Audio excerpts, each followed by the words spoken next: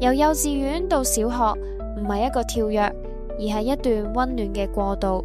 佛教智蓮小學依據小學教育課程指引，用心打造以學生為本嘅幼小銜接機制，讓每一位小一新生都可以在安全、愉快同埋被接納嘅氛圍入面，展現積極主動嘅學習態度。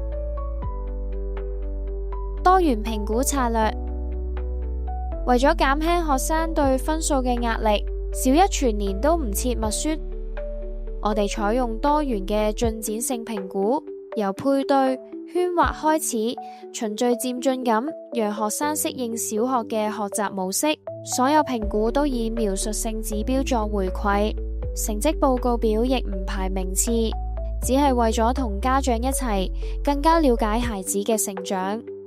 我哋嘅課業唔再係單一嘅紙筆抄寫，而係更加多元化、更加有趣。中文科先打好書寫基礎，再用校本部手識字法。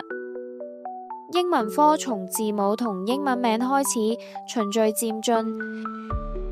人文同科學科就以實作探究為主。學校仲會透過功課輔導堂同正能量班，等學生學會自理。正向周記 AI 助力成長，本年度我哋仲推出咗創新嘅正向周記，學生唔使再用紙筆，只需要透過 AI 應用程式，用語音就可以記錄自己一周嘅生活。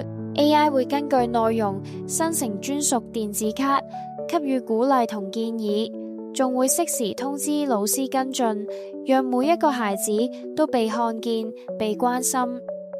目的就係為每一位小一新生穩固基礎，等佢哋可以帶着自信同熱情邁向終身學習。